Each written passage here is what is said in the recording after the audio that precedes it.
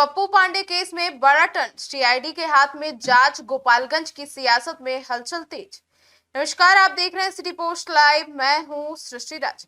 जमीन विवाद और फायरिंग केस में नया मोड़ आ चुका है। अब पूरे मामले की होगी गहन सीआईडी की जांच। जी हां, आपको बता दें, बिहार के गोपालगंज जिले में बहुचर्चित कुचायकोट जमीन विवाद और कथित फायरिंग मामले ने अब नया राजनीतिक और कानूनी मोड़ ले लिया है। राज्य सरकार ने इस हाई प्रोफाइल केस की जांच के अपराध अनुसंधान विभाग यानी कि सीआईडी को सौंपने का फैसला ले लिया है।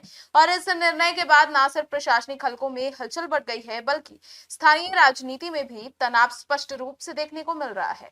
यह मामला 1 अप्रैल को कुचायकोट थाना में दर्ज एक प्राथमिकी से जुड़ा है, जिसमें बेलवा गांव की लगभग 16 एकड़ 93 डिसमिल जमीन को लेकर गंभीर विवाद का आरोप लगाया गया था।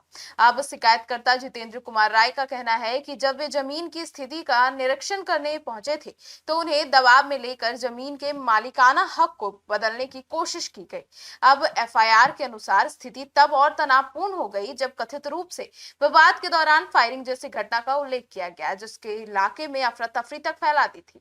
अब शिकायतकर्ता ने इस एक सुनियोजित साजिश बताते हुए लोगों को नामजद किया भी है। और इस मामले में जिन नामों का उल्लेख सामने आया था, उनमें कुचायकोट से जेडीयू विधायक अमरेंद्र कुमार पांडे उर्फ पप्पू पांडे, उनके भाई सतीश पांडे और जो है वो चार्टर्ड अकाउंटेंट राहुल तिवारी सहित कई अन्य लोग भी शामिल थे। अब हालांकि विधायक पक्ष ने इन सभी आरोपों को पूरी तरह से निराधार और राजनीतिक साजिश करार दे दिया था। अब पुलिस जांच के शुरुआती चरण में कार्रवाई करते हुए कुछ आरोपियों को गिरफ्तार भी किया गया था। गिरफ्तार किए गए लोगों में भोला पांडे उर्फ राकेश पांडे, गुड्डू कुमार, दीपक कुमार, नीतीश कुमार शामिल थे।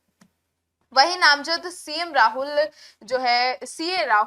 राहुल तिवारी फिलहाल फरार है और पुलिस उनकी तलाश में लगातार छापेमारी कर रही है। अब इस केस ने उस समय और तुल पकड़ लिया जब सुप्रीम कोर्ट ने विधायक पक्ष को आंतरिक राहत मिल गई। अब सर्वोच्च न्यायालय ने किसी भी कठोर कार्यवाही पर फिलहाल रोक लगाते हुए पटना हाई कोर्ट को निर्देश दिए हैं कि एफआईआर रद्द करने से जुड़ी याचिका पर प्राथमिकता के आधार पर सुनवाई की जाए। अब सरकार द्वारा जांच सीआईडी को सौंपने जाने के बाद माना जा रहा है कि पूरा मामला नए सिरे से और व्यापक तरीके से खंगाला जाएगा।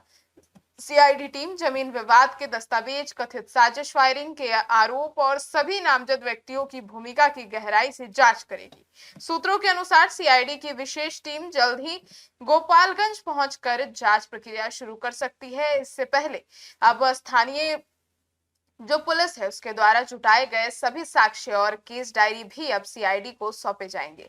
राजनीतिक रूप से संवेदनशील इस मामले पर पूरे बिहार की नजर टिकी हुई है। अब आने वाले दिनों में सीआईडी जांच से कई नए तथ्य सामने आने की संभावना जताई जा रही है, जो इस पूरे विवाद की दिशा को नया दशा देने में अब काम करेगी। आपकी क्या राय है इस पूरे मामले को लेकर? और जेडीयू विधायक पप्पू पांडे को लेकर अपनी राय जरूर बताइएगा। धन्यवाद।